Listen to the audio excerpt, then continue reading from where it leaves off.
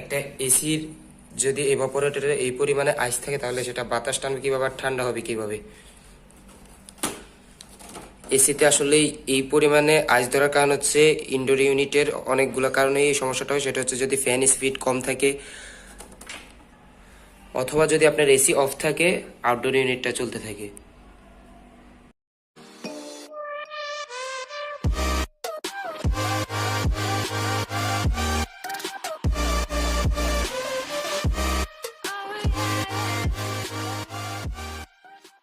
আসসালামু আলাইকুম, hello viewers, friends রেফ্রিজারেশনের পক্ষ থেকে আজ আরও একটা নতুন ভিডিও নিয়ে আপনাদের সামনে হাজির হলাম। আজকে ভিডিওটা হচ্ছে আমরা এসির কোনো সমস্যা হলে আসলে সেটা কিভাবে খুঁজে বের করব। এই ভিডিওটা আসলে যারা একেবারেই নতুন তাদের জন্য অনেক কার্যকর হবে।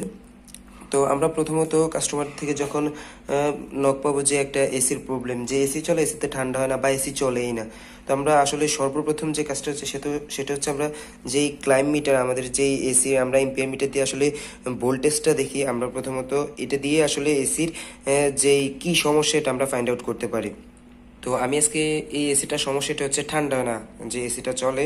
তো এখন এটাতে হচ্ছে আমি চেক করার জন্য ক্লাইম মিটারটা অন করব। আমি 20 এম্পিয়ারে দিয়ে নিব। এটা যেহেতু 1.5 টনের একটা এসি সেজন্য 20 এম্পিয়ারে দিয়ে নিব। আমি এই যে 20 এম্পিয়ারে দিয়ে নিলাম। 20 এম্পিয়ারে দেওয়ার পর আমি যে সার্কিট ব্রেকারটা চলতেছে, ও মাই গড, এটা তো এসি অফ আছে। আউটডোর তো মনে হয় চলতেছে, 3-3.5 এম্পিয়ার নিতেছে। তার মানে এটার আউটডোরটা চলতেছে। হ্যাঁ, এসিটা দেখতে পাচ্ছেন টোটালি অফ, মনে হয় আউটডোরটা চলতেছে। হ্যাঁ, আউটডোরটা চলতেছে, যে পুরোটাই আসলে আইস জমে গেছে।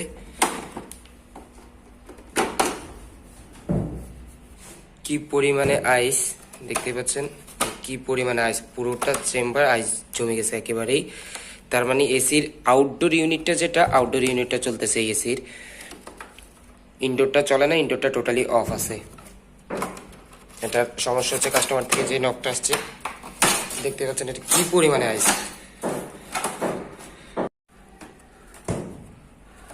তো এটার আসলেই এত আইস জমছে, মানে দেখতে পাচ্ছেন কি পরিমাণে আইস।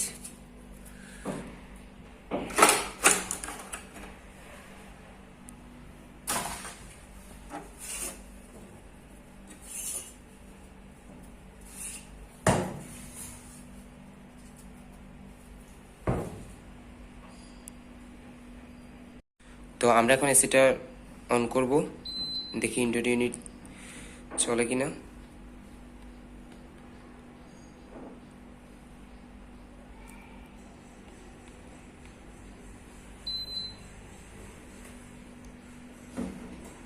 ইনডোর ইউনিটের যে ফ্যানটা, দেখি ফ্যানটা চলে কিনা।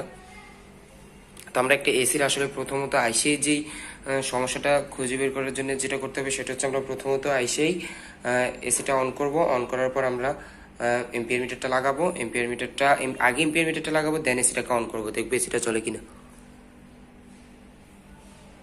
এটার আসলে ইনডোর ইউনিটের যেই ফ্যান মোটরটাও চলেই না, অফ আছে। খুবই স্লোলি ঘুরে, খুবই স্লোলি।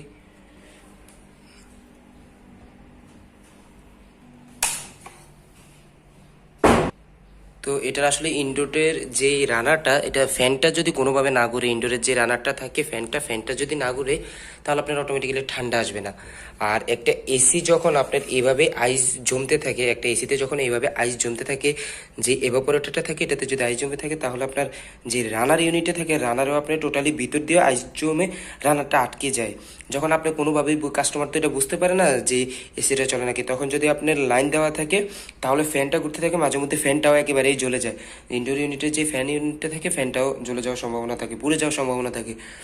তো আমি আসলে এটাতে এখন অন করলাম, অন করে দেখলাম আসলে এই যে পরিমাণে আইস, ভিতর দিয়ে পুরো আইস একবারেই জমে গেছে, রানারটা কোনোভাবেই ঘুরতে পারতেছে না, সেই জন্য আমি সাথে সাথে অফ করে দিছি। আচ্ছা, এখন এটার আসলে আইসটা একেবারেই ছাড়িয়ে নিব। আমি কিছুক্ষণের জন্য এটাকে অফ করে রাখবো, বা পানি ঢেলে আইসটা একেবারে কাটার পর আমি এসিটাকে আবার অন করব, দেখব যে রানারটা ফ্যানটা ঘুরে কিনা। যদি দেখি যে ফ্যানটার ঘুরে বাকি আদার্স সব সাইড ঠিক আছে, তাহলে এটা বুঝতে হবে কি যে সার্কিটের যে রিলেটা থাকে, সার্কিটের যে সার্কিট রিলেটা থাকে সেটা আমি চেঞ্জ করে দিলে আমি মনে করি হয়ে যাবে। কারণ হচ্ছে এটা রিলে সমস্যার কারণে রিলে যখন শর্ট থাকে তখন আপনার লাইনটা পাওয়ার সাথে সাথে আউটডোর ইউনিটটা চলতে থাকে। এখন আমরা এই এসিটার আসলে সলিউশনটা কিভাবে করব সেটা হচ্ছে এই যে আমরা প্রথমত এসিটার যে আইসটা কাটার জন্য কিছু সময় নিব, অথবা আস্তে আস্তে পানি দিয়ে আইসটা কাটাবো। আইসটা একেবারে যখন গলে যাবে তখন আমরা এসিটাকে আবার অন করব। এসিটা অন করে দেখব যে রানারটা আছে ফ্যানটা চলে নাকি। যদি ফ্যান চলে তাহলে আমরা করব দেন এটার যে সার্কিটের প্রবলেমটা হচ্ছে সার্কিটের রিলে প্রবলেম থাকে। রিলে প্রবলেম থাকলেই আউটডোর ইনডোর অফ থাকে, আউটডোর ইউনিটটা চলতে থাকে। তো আমরা অবশ্যই প্রথমত যে আইসটা থাকে, যে এভাপোরেটর যে আইসটা আছে, আমরা এই আইসটা পুরোটাই আগে ছাড়িয়ে নিব। দেন আমরা এসিটাকে আবার অন করব, দেখব যদি ফ্যান মোটরটা চলে তাহলে আমরা রিলেটা চেঞ্জ করে দিব। আর যদি দেখি যে ফ্যান মোটরটা না চলে তাহলে এটা ফ্যান মোটরটা চেঞ্জ করতে হতে পারে। কারণ হচ্ছে যখন আইস জমে যায়, কাস্টমার তো বলতে পারে না, কাস্টমারে মাঝে মধ্যে দেখা যায় এসি চালায় কিছুক্ষণ ঢাইকে দেয়, এসি চলে না কেন। তখন দেখা যাচ্ছে যখন ফ্যানটা ঘুরতে না পারে ফ্যানের কয়েলটা পুড়ে যাওয়ার সম্ভাবনা থাকে। অনেক সময় দেখা যায় এরকমই হয়, পুড়েই যায়। তো আমরা এসিটার এই যে আইসটা ছাড়িয়ে নিলাম, এখন দেখলাম এই যে রানারটা ফ্রি ঘুরতেছে। এখন আমরা এসিটাকে অন করে দেখবো যে রানারটা চলে কিনা।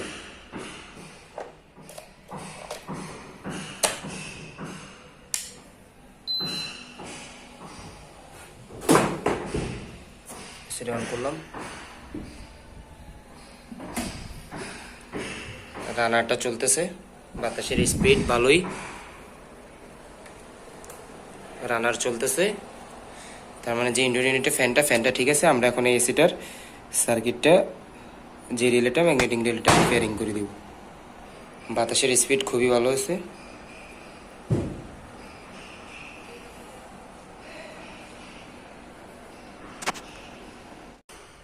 তো আমি এই যে অলরেডি সার্কিটটা খুলে ফেলতেছি। এই যে সার্কিটের যে রিলেটা, এটা হচ্ছে সার্কিটের রিলেটা, এই রিলেটাতেই প্রবলেম, আমি শিওর। এই সার্কিটটা এখন খুলে এই রিলেটা চেঞ্জ করে দেবে। এই রিলেগুলো অবশ্যই অ্যাভেলেবেল পাওয়া যায় না।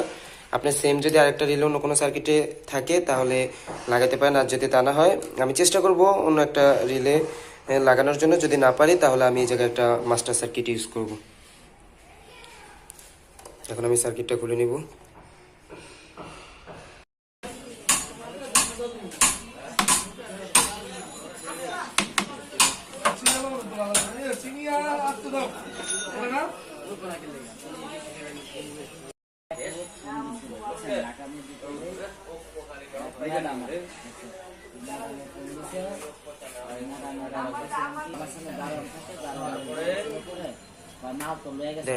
তো আমার এখন এসির সার্কিটটা লাগানো কমপ্লিট। আমি এখন এসিটাকে অন করব।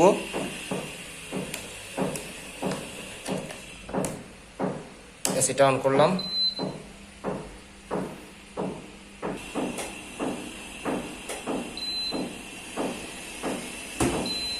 আছে এটা দেখবো আমরা, এম্পিয়ার মিটারটা দেখবো। এই যে শুধু ফ্যানটা চলতেছে, আউটডোর এখনো চলে নাই। হ্যাঁ,